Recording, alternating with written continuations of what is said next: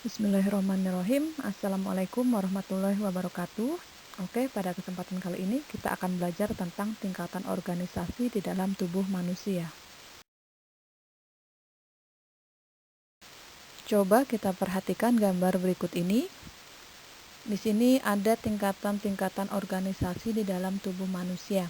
Kita lihat mulai dari bagian terkecil ya, ada atom, molekul, makromolekul, organel, sel, jaringan, organ, pada sistem organ hingga membentuk suatu organisme.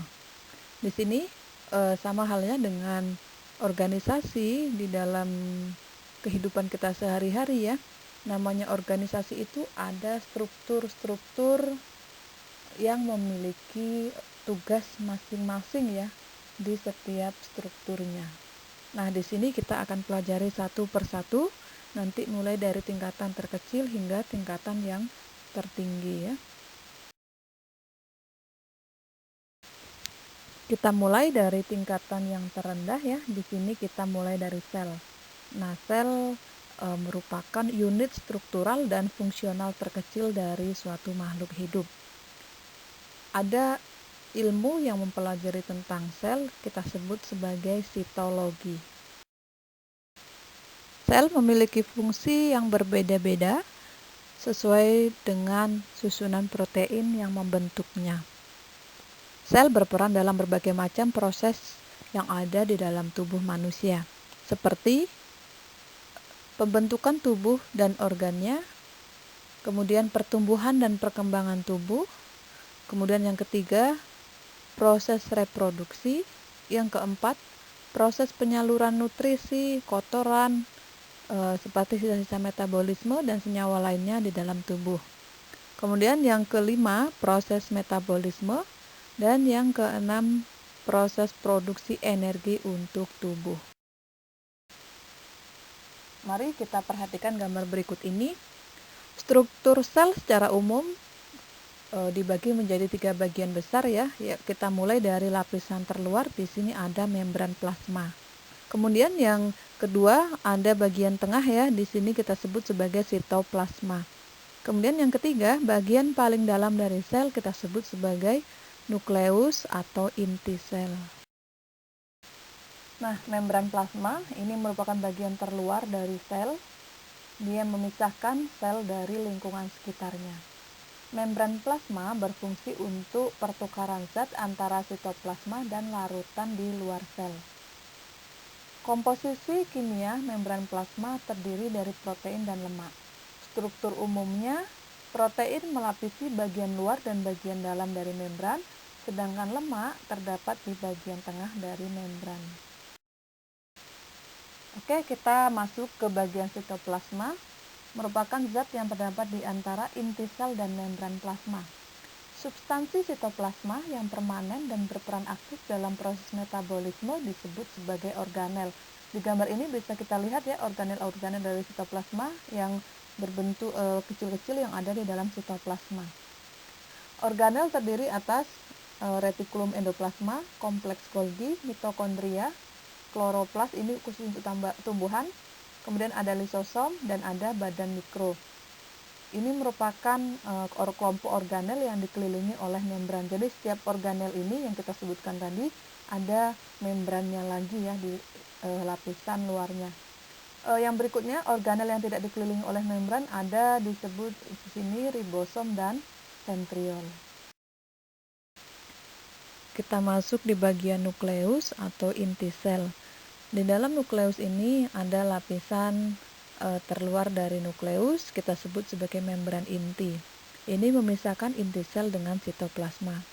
Kemudian setelah membran inti ada nukleoplasma dan ada kromosom. Ini adalah bahan kimia yang terdapat pada nukleoplasma seperti larutan fosfat, gula ribosa atau pentosa, protein, nukleotida, dan asam nukleat. Pada nukleoplasma terdapat benang-benang kromatin yang tampak jelas pada saat pembelahan sel membentuk kromosom. Kemudian yang terakhir ada kita sebut sebagai nukleolus.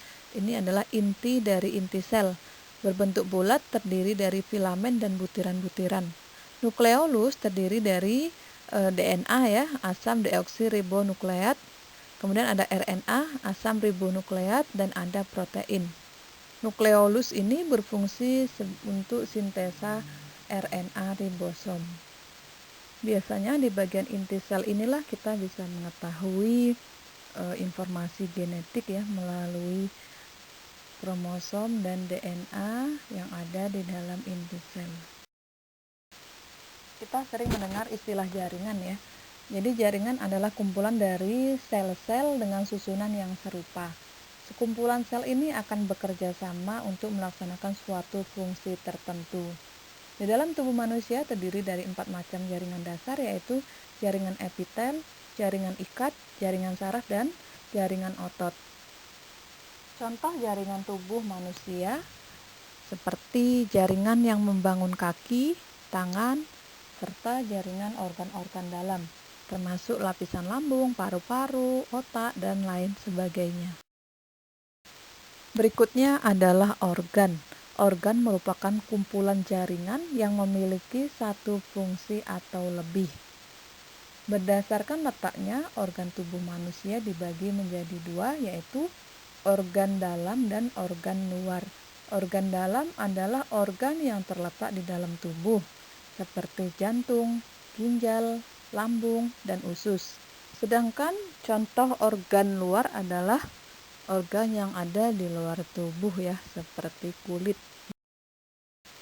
Tingkatan setelah organ adalah sistem organ. Sistem organ merupakan sekelompok organ yang bekerja sama membentuk suatu fungsi yang saling berkesinambungan.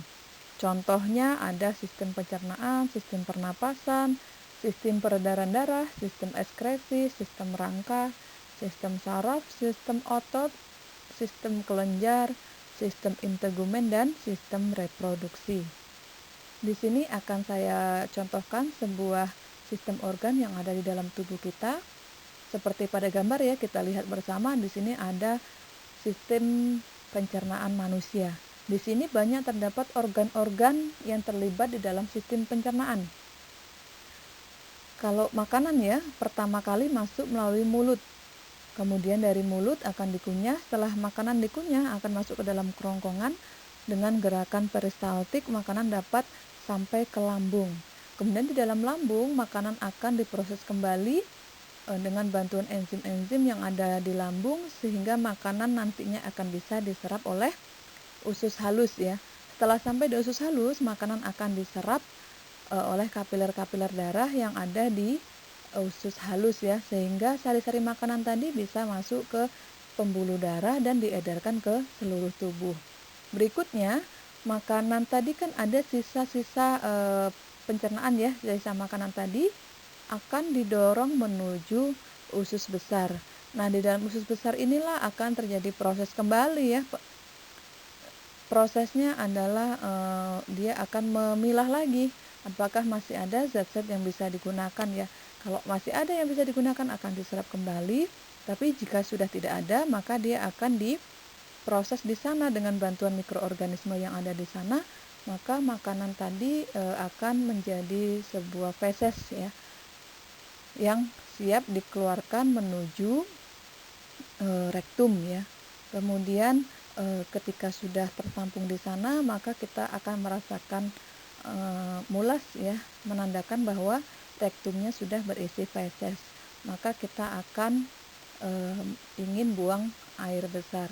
Nah, itu adalah contoh kerjasama beberapa organ-organ yang terlibat di dalam sistem pencernaan untuk memproses makanan yang masuk ke dalam tubuh hingga keluar kembali dalam tubuh.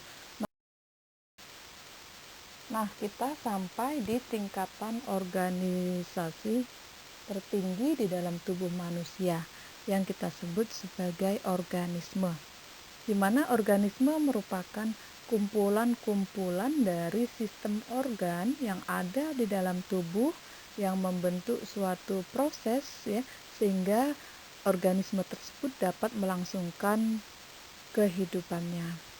Nah, di sini organisme adalah makhluk hidup yang memiliki struktur terorganisir, dapat bereaksi terhadap rangsangan, dapat bereproduksi, dapat tumbuh, dapat beradaptasi, dan dapat mempertahankan keseimbangan tubuh atau homeostasis. Di dalam teori Swan and Schleiden ya, organisme dapat tersusun dari satu sel atau kita sebut sebagai uniseluler dan organisme yang terdiri lebih dari satu sel atau multiseluler. Contohnya organisme uniseluler adalah protozoa seperti amoeba, bakteri, beberapa jenis protista dan cyanobacteria. Sedangkan contoh organisme multiseluler adalah manusia, hewan, tumbuhan, dan semua jenis jamur. Ya, itu tadi adalah tingkatan-tingkatan organisasi yang ada di dalam tubuh kita, mulai dari tingkatan yang terendah hingga tingkatan yang tertinggi. Sampai di sini untuk pembelajaran kita hari ini. Semoga apa yang kita pelajari menjadi ilmu yang bermanfaat. Terima kasih atas perhatiannya. Saya akhiri. Assalamualaikum warahmatullahi wabarakatuh.